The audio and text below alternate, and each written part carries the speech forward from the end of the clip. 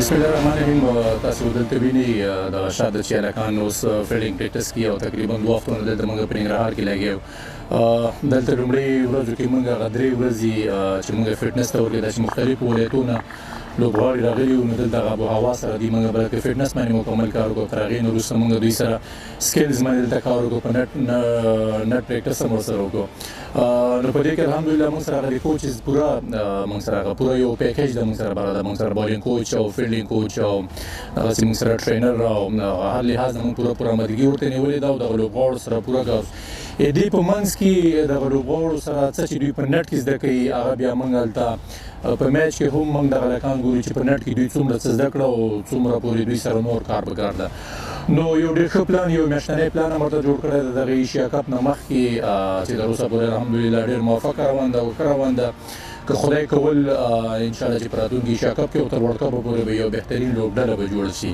دا چې په لوبډله کې عموما په دغه اخرو کې تاسې وګورئ د افغانستان تر ټولو نه هغه چې نړیوال پرې خبرې کوي هغه د سپین بالینګ د نوید هزار غوندې بالر موږ سره یو لیګ سپینر چې موږ سره د نه مخکې چې 19 کلونو په ساته باندې د بنګلادیش په خلاف باندې سیریز کې چې د سره کوم بالینګ وکړو او موږ سره که په بیټینګ کې هم تاسې وګورئ ډېر ښه بیټسمینان ډېر پیاوړي بیټسمینان دي.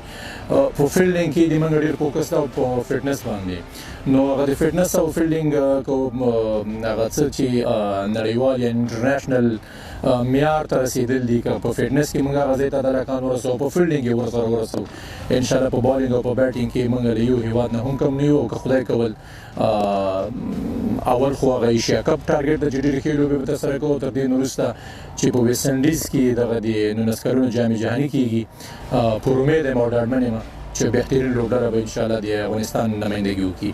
زه محمد نوید زدران یم، د افغانستان 19 کلن ملي لوبغاړی یم او زه پس بالر یم.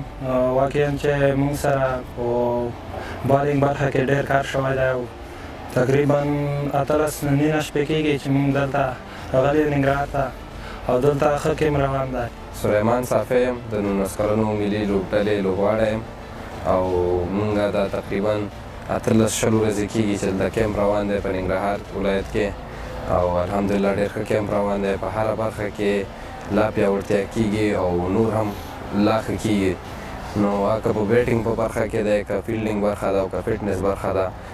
د 19 کلونو د لوبډلې د بالینګ په هکله به زه ووایم چې موږ سره ډېر ښه بالینګ ده، خصوصا سپین بالینګ زموږ ښه ده او ورسره یو 2 فاست بالران چې کوم موږ سره دي د موږ توقعات د هغوی نه ډېر زیات دي، تقریبا 140 نه پورته هغوی بالینګ کوي.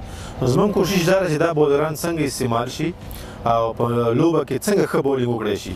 دوی ته خو لکه دوی په استعداد باندې راغلي دي. زموږ د دې کیمپ د تمریناتو دا مقصد ده چې دوی سره موږ په هغه شي کې همکاري وکړو، مرسته وکړو چې کوم سره دوی په میچ کې لوبه کې ښه بالینګ کولی شي.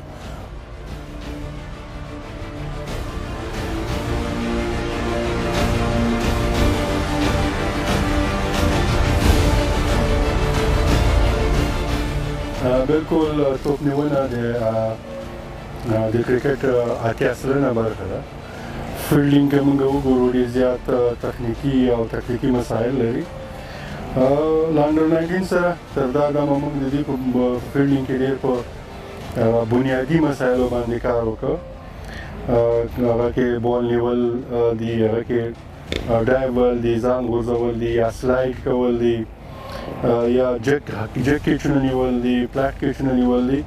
په دې ټولو برخو باندې ډېر په بنیادي ډول باندې کار وکړ او تر دا دمه امید هم لرو چې فیلډینګ به ډېر زیات تغییرات کې راغلي دي.